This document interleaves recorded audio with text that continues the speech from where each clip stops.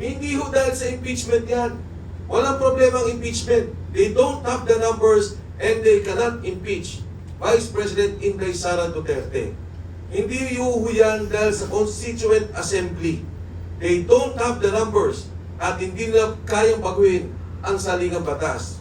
Yan po, ang away sa Senado ay dahil sa Blue Ribbon Committee. Yan talaga ang nagiging away. At yan po ay dahil sa ayaw nilang ilabas ang 18 Marines. Maraming salamat and of course, ito sa mga lahat ng kasama natin dito, mga aktibong kumikilos tungkol dito sa corruption na nangyari dito sa ating bansa. Alam niyo ho, sa sitwasyon natin ngayon, umigit kung ulang 40 na kaming nakasuhan. Sa flood control scandal, ang nakakasuhan pa lang, at least the prominent names, 6. Kasama na ho dyan si Alcantara, si Bernardo, at saka si Bryce, na naging state witness pa. Pero yung lahat na nagagalit, lahat ng sumisigaw, lahat ng nagsasalita, may kaso na. In fact, I was just talking to Attorney Jimmy. Sabi ko, Attorney Jimmy, may kaso ka ba? O sabi na, na-dismiss, MR, pending. Attorney Topacio, may kaso. Hindi ko pa, si Ka Eric, dami, suki din to ng ano eh. Tatlo, ayun, si Ka Eric. So, ang punto ko dito, itong mga taong itong lahat, wala naman kaming ginagawang sasabihin mong illegal. Kung hindi nagsasalita kami at galit kami sa korupsyon. At tingin ko, kami ay kumakatawan sa sentimiento ng lahat, hindi lang marami, ng lahat ng Pilipino na gusto ng hustisya, na gusto makulong ang mga nagnakaw at gustong maibalik ang perang ninakaw sa ating bansa.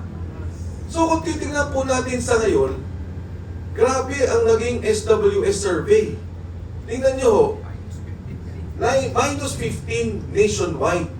Pagdating mo dun sa mga bata, 18 to 24, nasa negative 17. Yung 25 to 40 ay nasa 40% galit.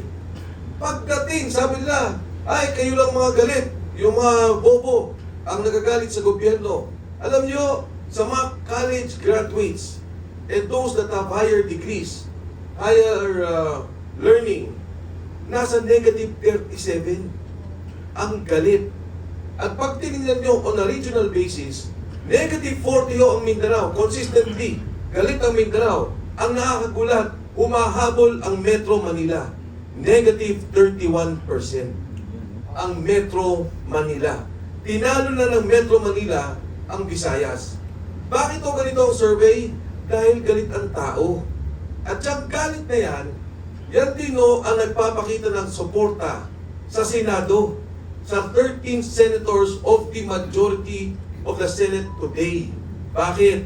Hindi ho dahil sa impeachment yan. Walang problema ang impeachment. They don't have the numbers and they cannot impeach Vice President Inday Sara Duterte. Hindi ho yan dahil sa Constituent Assembly. They don't have the numbers at hindi nila kayang baguhin ang saligang batas. Yan po, ang away sa Senado ay dahil sa Blue Ribbon Committee. Yan talaga ang nagiging away. At yan po ay dahil sa ayaw nilang ilabas ang 18 Marines. Yung sinasabing delivery 3 times a week, minimum 500 million, maximum 4 billion pesos. Huwag na natin isipin, yung maximum 1 billion per delivery na lang.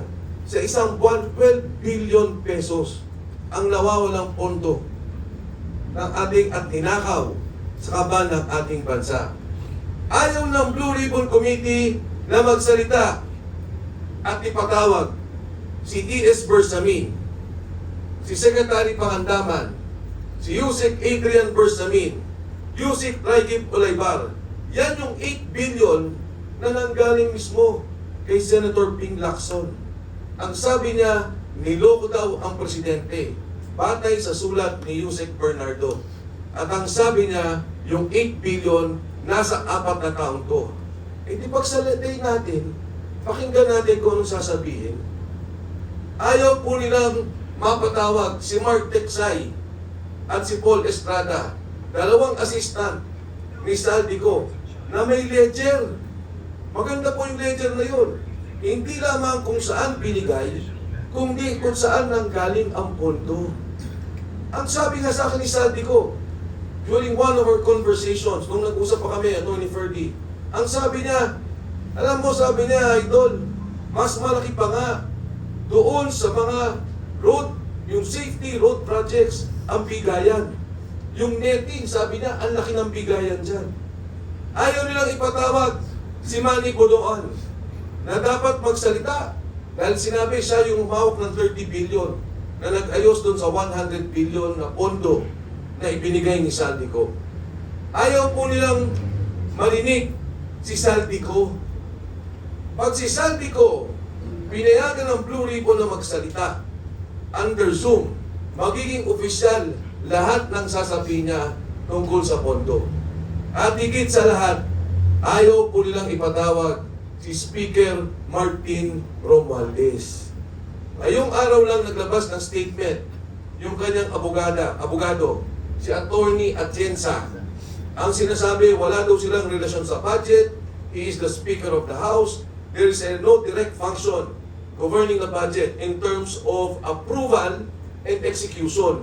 Di pakinggan po natin, pagsalitain natin, di ba ang sabi ni Saldico, yung tamarind na bahay niya, amoy pera na. Dahil yung ilalam nun ay puro pera. Anong sabi ni Speaker Martin Romualdez? Pag ako pinilit nyo, magsasalita ako.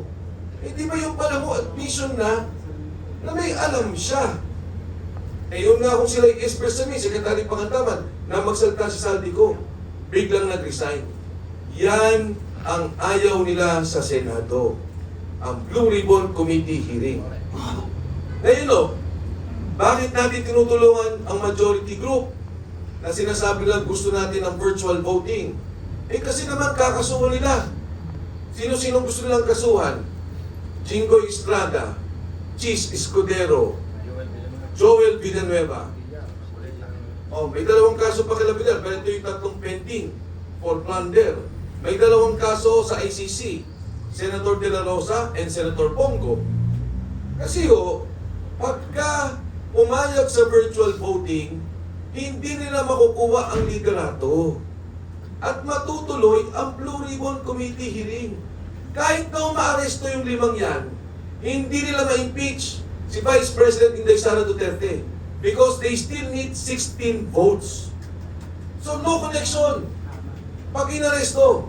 But with a majority, they can now change the leadership of the Senate at kukunin ulit nila ang Blue Ribbon Committee hearing at patatahimikin ulit nila, hindi malalaman ng taong bayan ang katotohanan sa pagnanakaw sa ating bansa. Ngayon, kami ngayon ni Senator Marcoleta biglang nagkakaso. Plunder, non-bailable. Pag hinuli ho kami, ang bilis. Yun nga sinasabi ko, kaming 40, yung mga nagsasalita, wala ho kaming sinasabing mag-armas tayo, mag-revolusyon tayo, pumatay tayo. Sinasabi lang namin, may pagnanakaw. Hulihin nyo yung magnanakaw, galit kami dyan. Ang bilis ng kaso namin. Si Senator Marcoleta, may plunder. Nagkataon, nadamay ako. Alam niyo, yun yung campaign donation na dinismiss na ng COMELEC. Donation. Dinismiss ng COMELEC, 3 kami na nagkaroon ng campaign donation kay Senator Marcoleta. Dinikit nila yun. Ginawang plunder. Yun lang po yun. Ang plunder, kailangan pondo ng gobyerno, ninakaw natin. O kung di kaya, yung case ni Erap, may binigay na pera, pagkatapos may kapalit. Wala namang kapalit. Wala namang hiningi.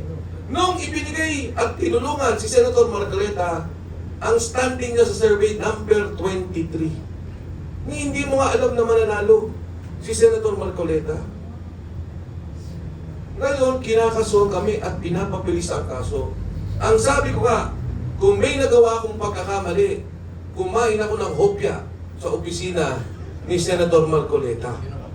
Yun ang kapalit. Oo. Pero yung hopya ni Marcoleta, hindi naman sa may-ari. Regalo din sa opisina niya ata yun. Dahil nung nakita siyang kumakain sa kongreso ng hopya, yung mga suporta niya natutuwa, nagpapadala ng mga hopya-hopya. Oo, nakita ko, di naman masarap. Oo. Sabi ho nung tinanong ako, sabi niya, wala ho ba kayong hinihinging pabor ngayon na senador na si Marcoleta? Sabi ko ho, kahit na nagkakapi kami o kumain kami sa labas, hindi bumubunot si Senator Marcoleta. Ako pa rin ang nagbabayad ng kapi namin dalawa. Siya na nga ang senador, ako pa rin ang daya. Ganyan ang klase na nangyayari sa atin ngayon. Ang sabi nga nung una, silent martial law. Pero ang katotohanan ho, ang mas tamang term daw ay undeclared martial law. Kaya ho kayo na nandito ngayon, yung mga vloggers, tamay na rin kayong lahat. Alam yan, binaratingan na kayo ng NBI. Ha? Ayan, magkakasama na tayo. 40 ho ngayon ang kinasuhan. Dito sa aking kaliwa, sa aking kanan, may mga kaso ito. At wala kaming naging kasalanan kung hindi ilabas lang ang sentimento ng ating bansa. Ilabas ang sentimento ng taong bayan. Yung korupsyon, imbestigahan, ikulong ang mga nagnakaw, at ibalik ang pondo ng bayan. Hindi kami matatakot, hindi nyo kami matatakot, at kami patuloy na lalaban. Magandang umaga po sa inyo lahat.